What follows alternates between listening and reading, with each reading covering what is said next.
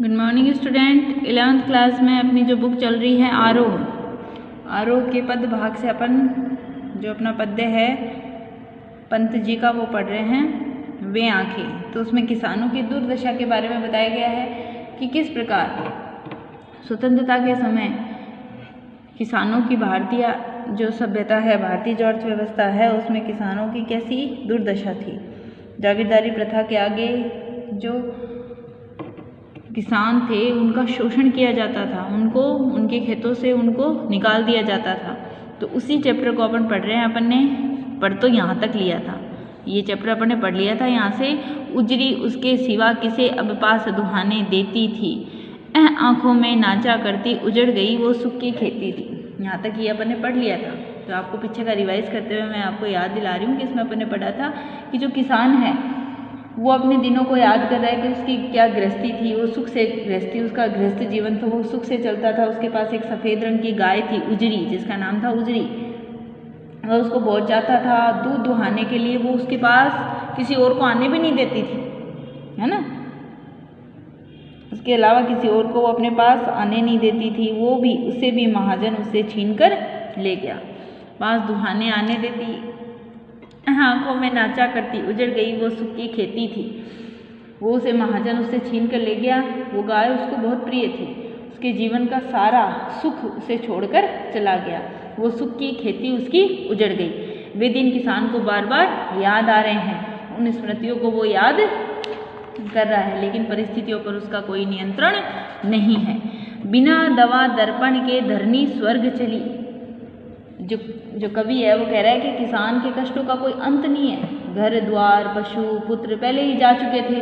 पुत्र को जो जमींदार है उसके लठेतों ने मार दिया, उसके पशु को छीन के ले गया, घर उसका चला गया, सब कुछ उसका चला गया। अब जो घर की घरवाली है, यानी घर की जो घरनी, जो घर की रखवाली करने वाली, घर की उसकी पत्नी है घरवाली, वो भी उसे छोड़कर स्वर्ग चली गई। दवा दर्पण, बिना दवा दर्पण के। क्यों? क्योंकि उसकी वो देखभाल नहीं कर पाया, उसमें दवा और देखभाल के अभाव में उसके पास पैसा नहीं था, इसलिए वो भी बीमारी से कष्टों से हार कर स्वर्ग को प्राप्त हो गई। आंखें आती भर देख रेख के बिना दुह मुही बिटिया 2 दिन बाद मर गई। आंखें आती भर, और अब उसकी आंखें भर आई है एकदम। उसके कष्टों का जो उसका कष्ट है उसके गले तक आ गया है। वो कष्टों से एकदम असहनीय रूप से टूट चुका है। क्यों?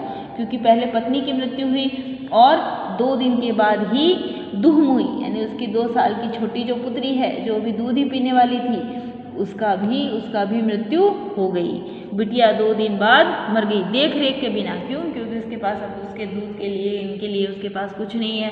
तो बिना देख रेख के उसकी छोटी सी बेटी का भी मरण हो गया, उसकी करुणामयी मृत्यु हो गई। घर में विधवा रही पतोहू लक्ष्मी थी, यद्यपि पति घातिन पकड़ मंगाया कोतवाल ने डूब कुएं में मरी एक दिन। देखो क्या कष्ट की स्थितियां थी उसकी। घर में विधवा पतोहू, उसके बेटे का, पुत्र का, सबका अंत हो गया। अब घर में विधवा रही पतोहू पकड़ लक्ष्मी थी, यद्यपि पति घातिन। लक्ष्मी थी लेकिन यद्यपि पति घातिन, क्योंकि सामाजिक व्यवस्था ऐसी थी। तो कवि कह रहा है कि किसान के मृत पुत्र की जो विधवा पत्नी थी, घर में विधवा रही पतोहू, जो मृत पुत्र की विधवा पत्नी है उसके साथ घर में थी, लक्ष्मी के समान शुभ और कल्याणकारी होती है।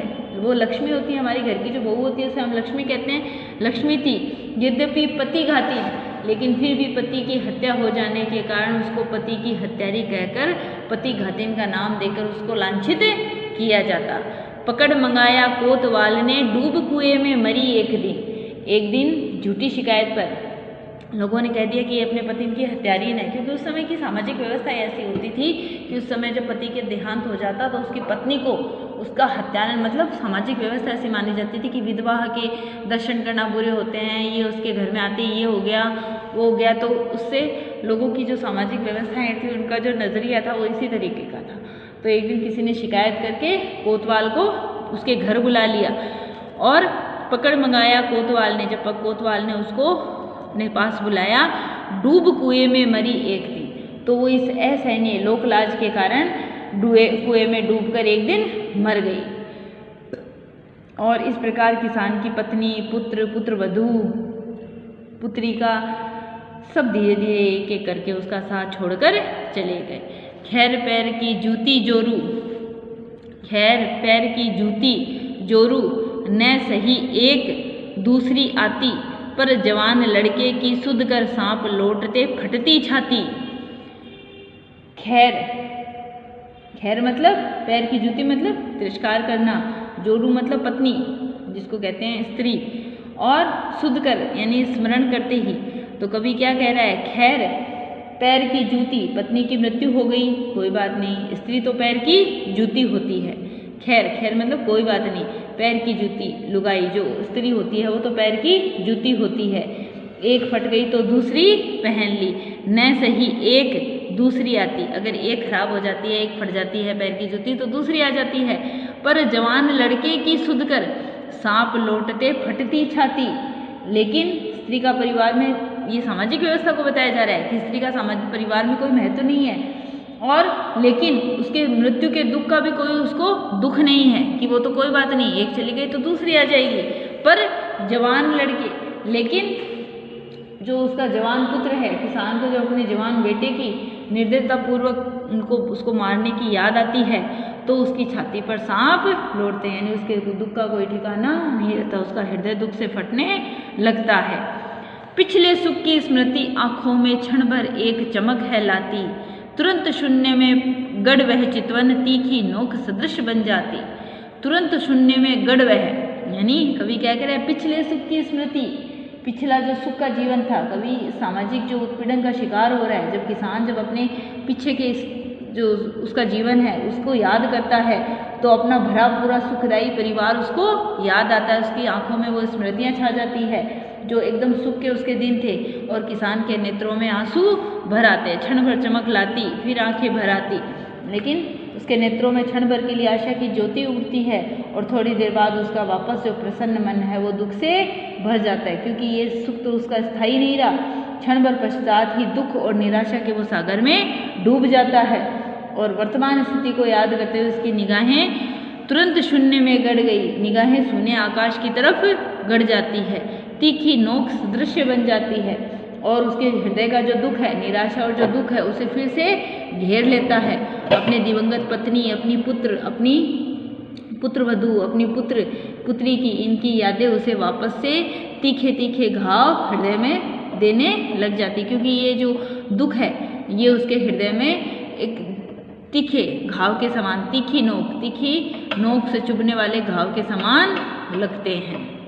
यानी पिछले सुख की स्मृति, जो पीछे का सुख है, जब कभी अपने उस पुराने दिनों को याद करता है तो उसका सुखदायी भरा पूरा प्रसन्न परिवार था, तो वो किसान को जब वो याद आता है तो उसकी आंखों में आशा की ज्योति भर जाती है, उसका हृदय चमक उठता है, उसकी आंखें चमक उठती है, लेकिन थोड़ी देर मन प्रसन्न रहता है, लेकिन फिर जब एकदम से उसको वर्तमान समय की याद आती है, थोड़ी देर में उसके मन में प्रसन्नता रहती है, लेकिन ये सुख तो अस्थायी है, परंतु ये तो अस्थायी है, क्षण भर पश्चात वो दुख और अथाह निराशा के सागर में डूब जाता है, और उसको अपने पुराने दिनों की जो मीठी यादें हैं वो तीखी नोक के समान उसके हृदय में चुभती हुई प्रतीत होती है। तो ये था आपका चैप्टर, यहाँ तक आपने पढ़ लिया। इतना कोई ये हार्ड चैप्टर नहीं है, एक बार रिवीजन करते ही आपको समझ में आ जाएगा। अपन इसके क्वेश्चन आंसर देख लेते हैं। अंधकार की गुहा सरीखी उन आँखों से डरता है मन। अंधकार की गुहा सरीखी, गुहा यानी गुफा, तो इसमें क्या है, आमतौर पर हमें डर किन बातों से लगता है, आमतौर पर हमें डर लगता है कि प्रियजनों की मृत्यु, जो हमारी निर्धनता है, सामाजिक शोषण है, इनसे प्रताड़ना, ये निराशा, इन लोगों से मनुष्य को आमतौर पर डर लगता है। उन आँखों से किसकी ओर संकेत किया गया है, उन आँखों से जो झांकती आँखें हैं जिनमें निराशा और वेदना व्याप्त है, तो उन आँखों से किसान की पीड़ा और निराशा को व्यक्त करने वाली आँखों की ओर संकेत किया गया है। कवि ने उन आँखों से डर क्यों लगता है, किसान की आंखों में स्वाभाविकता नहीं है, धन संपत्ति की हानि, परिजनों का दुख उसकी आंखों में उसकी खुशी को छीन लिया है। और इससे कवि दुखी है, इसलिए कवि को ये दुख बहुत दुखी कर रहा है। क्यों? क्योंकि उसकी जो पीड़ा है वो इस आँखों में भरी हुई है और इन पीड़ा के थपेड़ों से कवि एकदम दुखी है। क्यों? क्योंकि उसके साथ जो उसका हृदय है वो भी इन आँखों से दुखी हो रहा है। यानी यहाँ ये आँखें किसके लिए कहा गया है? इन आँखों से कवि को डर क्यों लग रहा है? क्योंकि उनमें जो पीड़ा है उस पीड़ा को कवि कह रहा है कि वो असहनीय है और इस असहनीय पीड़ा को, सामाजिक जो उत्पीड़न है उसके दुख से कवि को ये सहन नहीं हो रहा। आ गया ना समझ आपको? फिर उसके बाद है अगला आपका, कवि ने उन आँखों से डर क्यों लगता है? ये हो गया डरते हुए भी कवि ने उस किसान की आँखों की पीड़ा का वर्णन क्यों किया है? किस प्रकार किया है? आँखों की पीड़ा का वर्णन कवि किसान की निराशा से भरी आँखों को आँखें डालकर देखने से डरता है। क्यों? क्योंकि किसान की पीड़ा को समझना, किसान, साहूकार, जो जमींदार, पुलिस वाले, ये सब होते हैं, इनके ये क्या होते हैं? ये समर्थ होते हैं और लोगों का शोषण, जो सामाजिक रूप से ये लोगों का शोषण करते हैं, उस समय का वर्णन है ये। तो उसकी मेहनत और फल जो किसान का है, उसका हक है, उसको नहीं मिलता। कवि ने किसान के दुख और दर्द को अत्याचारिक शोषण का शिकार बताया है, इसलिए उसकी आंखों में पीड़ा का वर्णन किया है। अगला है, यदि कवि इन आंखों से डरता नहीं तब भी क्या कविता लिखता? देखिए, कवि इन आंखों से डरता नहीं तब भी क्या वो ये कविता लिखता? तो रचना के लिए आवश्यक है कि उसके मन में गहराई के भाव हों और इन भावों को कवि इन आँखों से डरता नहीं है, संभवतः वह कविता नहीं लिख पाता, क्योंकि किसान की आँखों में जो दुख है वो दुख ही उसको, कवि को ये कविता लिखने के लिए प्रेरित कर रहा है। कविता में किसान की पीड़ा के लिए किन्हें जिम्मेदार बताया गया है? किसान की पीड़ा के लिए जो जमींदार हैं, महाजन हैं, जो पुलिस कोतवाल हैं, इनको जिम्मेदार बताया गया है, क्योंकि जमींदार किसान से लगान वसूलता है और उस लगान में जो ब्याज लगाता है उसमें ब्याज लगा के वो उसके खेत, उसकी फसल, उसके परिवार, उसकी गायें, उसका सब कुछ उसके नाम करवाता जाता है और सब कुछ उसका नीलाम हो जाता है। पिछले सुख की स्मृति आंखों में क्षण भर चमक लाती है। किसान के किस पिछले सुख की ओर संकेत किया गया है? तो किसान का जो जीवन है, किसान को याद आता है कि उसकी भूमि थी, उसके हरे भरे खेत थे, उसकी बैल की जो जोड़ी गायों की थी वो एकदम आत्मनिर्भर था, किसी प्रकार का कोई कर्ज नहीं था। खेतों से आमदनी जो प्राप्त होती उससे उसका घर का भरण पोषण होता था, अच्छा उसका मकान था, उसकी गायें, दूध देने वाली गाय थी, उसकी पत्नी थी, उसकी छोटी बच्ची थी, उसका पुत्र का विवाह हुआ था। तो वो सब उसके एक पूरा हरा भरा परिवार था जिसमें सुख और आनंद था। इसके आगे आपके जो क्वेश्चन आंसर हैं हम वो क्वेश्चन आंसर भी करेंगे। आपको ये चैप्टर के क्वेश्चन आंसर, ये इनके आशय स्पष्ट करने हैं, तो इनको आपको पाठ की जो लाइनें हैं उसके आधार पर इनका अर्थ देना है, ठीक है ना। 4th क्वेश्चन में 5th क्वेश्चन, घर में विधवा रही पतोहू, खैर पैर की जूती जोरू, एक न सही दूजी आती। इन पंक्तियों में ध्यान में रखते हुए वर्तमान समाज और स्त्री विषय पर आपको एक लेख लिखना है। यानी यहाँ उस समय का जो समय था उसमें स्त्रियों की सामाजिक जो दशा थी वो अच्छी नहीं थी, उन पर उत्पीड़नाएं होती थी, तो ये आपको इसमें लिखना है, ठीक है ना।